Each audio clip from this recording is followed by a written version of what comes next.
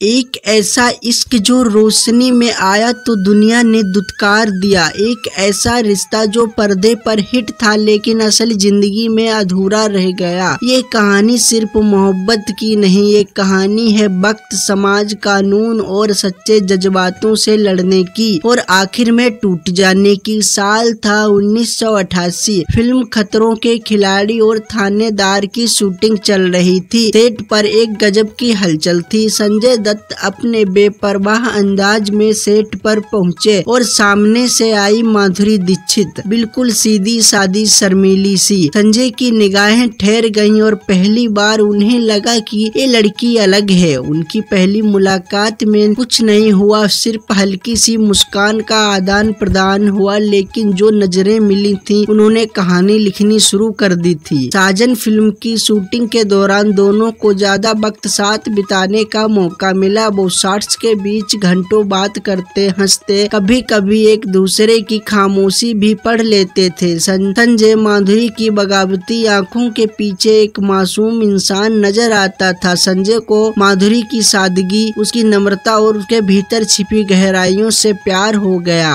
धीरे धीरे उनके रिश्तों की खबरें मीडिया में आने लगी, लेकिन दोनों ने कभी खुलेआम स्वीकार नहीं किया। वो बस चुप रहते और यही चुप्पी उसके सबसे बड़ा जवाब बन जाती। माना जाता है कि संजय ने माधुरी से शादी की बात कही थी और वो कहते थे, अगर कोई है जो मुझे संभाल सकती है तो वो माधुरी है। माधुरी के परिवार को इस रिश्ते पर आपत्ति थी। संजय का पास्ट, उनका बागी स्वभाव और ड्रग्स का इतिहास, लेकिन प्यार वो दीवारें कहाँ मानता है। दोनों का रिश्ता गहराता गया। मीडिया उन्हें बॉलीवुड का अगला सुपर कपल कहने लगी। लोग साजन और खलनायक की केमिस्ट्री को रियल मानने लगे। 12 मार्च 1993 मुंबई में सिलसिलेवार बम धमाके हुए, देश थर्रा गया और फिर एक और धमाका। संजय दत्त को डाटा के तरह गिरफ्तार कर लिया गया। आरोप था कि उन्होंने आतंकियों से अवैध हथियार लिए थे। माधुरी दीक्षित के लिए ये सदमे से कम नहीं था। जिस इंसान से वो बेइंतहा प्यार करती थी उस पर अब देशद्रोह जैसे आरोप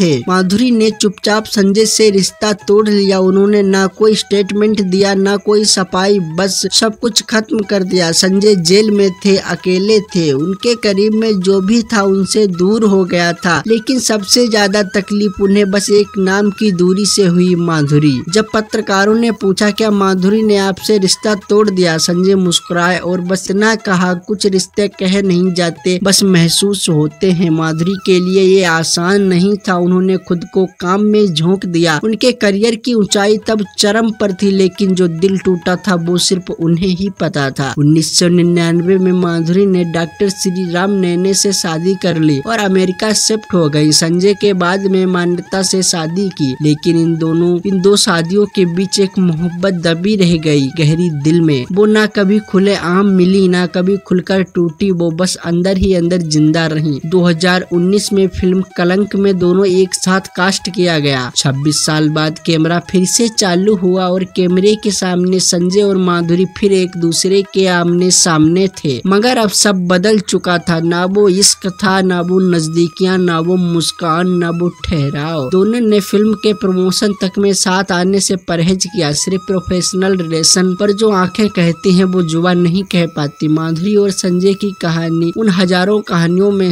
है जो अधूरी रह जाती हैं। एक सुलझी हुई लड़की, एक उलझे हुए लड़के से प्यार, एक लड़की जो बदलना चाहती थी किसी को, एक लड़का जो बदलना भी चाहता था लेकिन किस्मत ने उसे वक्त नहीं दिया। ये कहानी बताती है कि मोहब्बत हमेशा शादी तक नहीं जाती। कुछ मोहब्बतें सिर्फ दिल में रहती हैं, जिनका नाम नहीं होता, पहचान नहीं होती, बस एक एहसास होता है। जब माधुरी दीक्षित मुस्कुराती हैं और संजय दत्त पर्दे पर लौटते हैं तो दर्शकों को सिर्फ उनके किरदार दिखते हैं, मगर पर्दे के पीछे एक अधूरी मोहब्बत आज भी सांसें लेती है। एक अधूरी कहानी जो कभी पूरी नहीं हो सकी। तो दोस्तों, आपको हमारी ये वीडियो कैसी लगी कमेंट करके जरूर बताएं। अगर दिल को छू गई हो ये कहानी तो लाइक जरूर करें और ऐसे ही शॉकिंग, फिल्मी और दिल को छू जाने वाली कहानियों के लिए पंकज दिलवाला को यहीं सब्सक्राइब कर लो। मिलते हैं अगली वीडियो में एक नई कहानी, एक नए राज के साथ। तब तक के लिए जय हिंद, जय भारत।